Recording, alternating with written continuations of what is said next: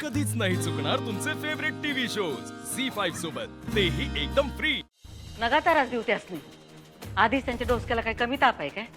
तुम्ही दूर राहावा त्यांच्यापासून. अधिपती, तुम्हाला फॅक्टरीत जायचं होतं ना व? जाऊ तुम्ही, जावा. काय काळजी करू नका, सगळं व्यवस्थित होईल. आम्ही तुमच्या पाठीशी आहोत. हा, येतो आम्ही. तू पाठीशी आहेस म्हणूनच वाट लागली आहे सगळी.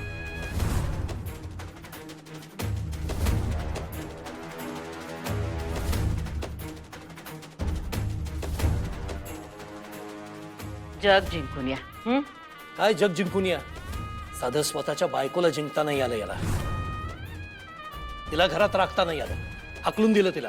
शब्द जरा जपून वापरा. त्या त्यांच्या मर्जीने गेलेल्या आहेत. मी नाही जायला सांगितलं.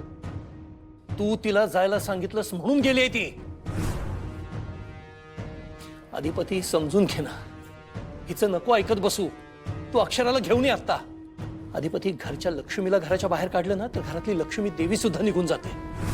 सरस्वतीचा वास या घरात राहिला नाहीच आहे. लक्ष्मी सुद्धा गमावून बसशील. ऐक माझं, हिचं ऐकून स्वतःच्या बायकोशी वाईट वागू नको. ही काय तुझा संसार मोडायलाच बसली. हो, आई साहेबांविषयी आता एक शब्द बोलला ना. अधिपती, अधिपती, तुम्ही जरा थंड घ्या. धनाजी, येऊन जाय ना आत. हात लावायचा नाही. मुलाचं सहन करतोय म्हणून कोणाचंही सहन करणार नाही. हात तोडून ठेवीन. सकाळ सकाळ कसला डोसकं उठवताय लेकराचं? जावा की तुमच्या खोली जावा. बास झालं. लेकराची किती काळजी आहे तुला ना, ते बघितलं मी. अहो, तुम्हाला नाही माहित त्यांच्या आयुष्यात काय चाललंय ते. तू विष पेरून ठेवलंयस ना, त्याचीच फळं भोगतोय.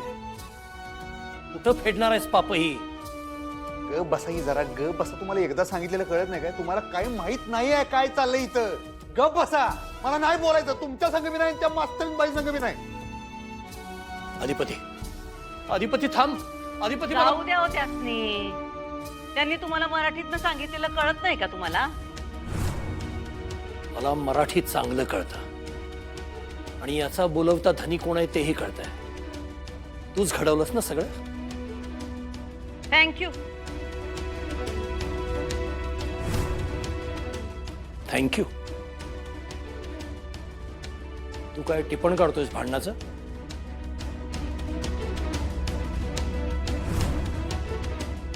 थँक्यू म्हणायला लाज नाही वाटत? जे खरं आहे ते मान्य करायला लाज कसली? हा, भुवनेश्वरी, मी सोडणार नाही तुला. काय सांगताय? मग काय लग्न करणार काय आमच्याशी? हा,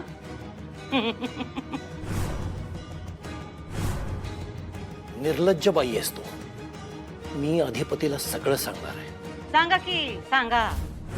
आणि जर का त्यांनी तुमचं ऐकून घेतलं तर पेढे पण वाटा. तुम्हाला काय वाटतं, हे असं वागून ते काय तुमच्या जवळ येणार आहेत का मास्तरीन बाईंच्या? हा, चारुआ सूर्यवंशी, तुमचा मुलगा आमचा आहे. हे घर आमचं आहे आणि या घरावर राज्य बी आमचं आहे. आणि तुमच्या सुनबाईंचं म्हणाल तर त्यांनी स्वतःच्या हातानं या घरचे दरवाजे बंद करून घेतले आहेत.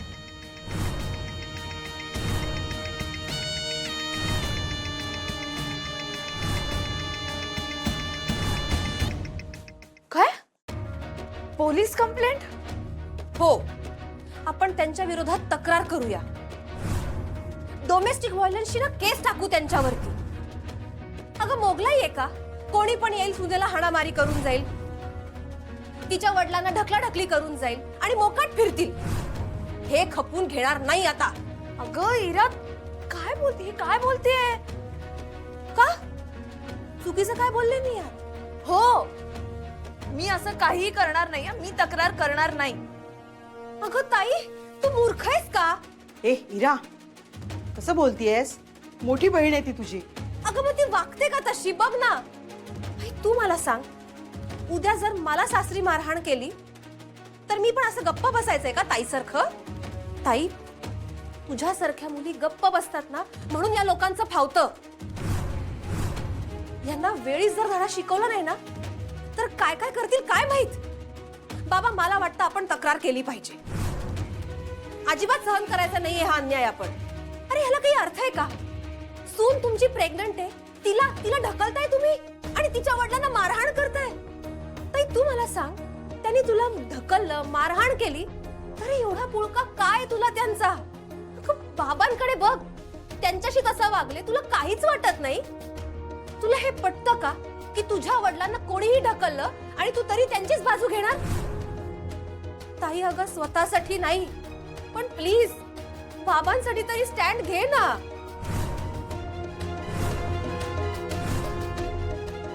हे बघ, त्या बाबांशी जे काही वागल्यात ते मला अजिबात आवडलेलं नाही आणि माझ्याशी जे वागल्यात तेही मला आवडलेलं नाही आणि वेळोवेळी मी स्टँड घेतलाय. मग आता काय झालं? आत्ता का मागे हटतीयस? मला आधी अधिपतींशी बोललं पाहिजे, त्यांना जाब विचारायचंय. मला जे काही घडलंय ते आधी त्यांना सांगायचंय. अधिपतींना अंधारात ठेवून हे सगळं नाही करायचंय. मला एकदा त्यांना जे काही घडलंय ते सांगू तरी दे, त्यांच्याशी बोलू दे, त्यांच्याशी मुळात माझा संपर्क तरी होऊ देत. आत्ता जर मी अधिपतींना न सांगता पोलीस स्टेशन मध्ये गेले तर आमच्यात ऑलरेडी दुरावा तो अजून वाढेल आणि मला ते होऊ द्यायचं नाही. वा, म्हणजे तुझ्या वडिलांना मारहाण केलीये तरी तुला तुझ्या नवऱ्याचीच काळजी आहे. अगं धन्य आहेस तू. अगं सासरी तुला मारहाण होतीये, तुला छळतायत ते लोक आणि तुला तक्रारही करायची नाही साधी का? खरं नवऱ्याला काय वाटेल असं वाटतंय तुला? अगं ज्या बाईने त्या घरात लग्नही केलं नाहीये, अधिपतींची सख्खी आई सुद्धा नाहीये, ती त्या घरात राज्य करतेय आणि तू लग्न करून त्या घराची सून आहेस आणि तुझ्याशी ते असं वागतात, तेव्हा तुझ्या नवऱ्याला काहीच वाटत नाही का ग? तो काहीच स्टँड घेत नाही तुझ्यासाठी? त्याला त्या बाईने जन्म सुद्धा दिला नाहीये आणि त्या बाईसाठी त्याने तुला घराबाहेर काढलं. वा, तुला कसं काय वाटत नाही ग ताई? त्यांनी नाही मला बाहेर काढलं इरा, मी बाहेर पडली. हो बरोबर आहे. त्यांनी नाही तुला घराबाहेर काढलं, तूच आपण होऊन घराबाहेर पडलीयस. काय तुला हौस आहे ना आई वडिलांच्या डोक्याला ताप द्यायची, बरोबर ना? हो बाबा बघा ना, कळत नाही का हिला? अगं ताई बाहेर पडले म्हणजे तुझ्या काय मर्जीने बाहेर पडलीयस का तू? नाही ना, तुला घराबाहेर पडावं लागलं कारण ते मॅडमना घराबाहेर जायला सांगत नाहीयेत. मला सांग, कोणी करतं का ग असं? कोण आहे हा माणूस आणि असला नवरा का पाहिजे? तू विचार कर ताई, आत्ता हे उद्या मूल झाल्यावर काय करेल हा माणूस? बाबा मला वाटतं ताई मूर्खच आहे, तिला अक्कल नाहीये. पण तुम्हाला तरी कळतंय ना, ताई त्या घरामध्ये सुखी नव्हती, आत्ता नाहीये आणि कधीच राहणार नाही. बाबा प्लीज, मी मनापासून सांगते, ताईला मार खायला परत तिथे पाठवू नका.